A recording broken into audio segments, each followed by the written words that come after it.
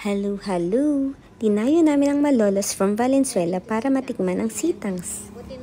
Palabas kami ngayon ng kanilang designated parking spot, which is halos tapat lang ng pinaka-store ni Sitangs. Tatawid ka lang sa kabilang kalsada.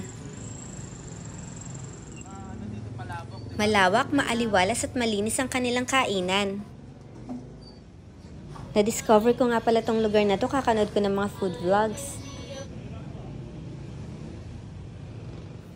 Grabe, sobrang daming pagpipilian. Ang hirap tuloy mag-decide kung anong kakainin namin sa araw na to. Siyempre, hindi dapat palampasin ang kanilang kakanin.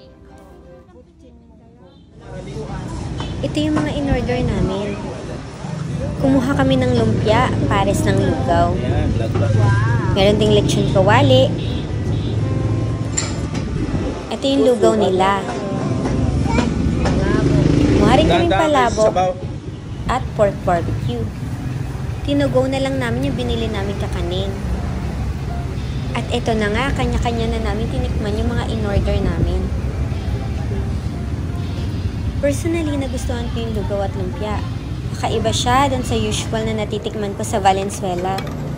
Yung palabok naman, hindi siya kasing umami ng mga natikman kong palabok noon. Pero ang kakaiba, meron siyang mani. Masasabi kong hindi na sayang ang pagtayo namin dito sa Malolos. Meron na naman kaming bagong natikman na lasa ng mga lutuing Pinoy. At yung mga kakanin nila nung natikman namin pag uwi sa bahay, masarap lahat.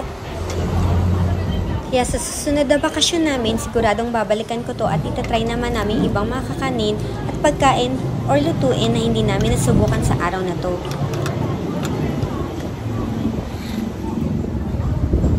Hi. Hi, vlog. Yung mga ano yan, 16, ano niya, ano.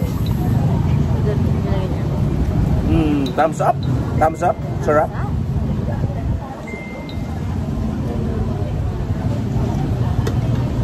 Sarap ba? Sarap. Thumbs up. Sarap. Sarap. Mara approve. Mara approve.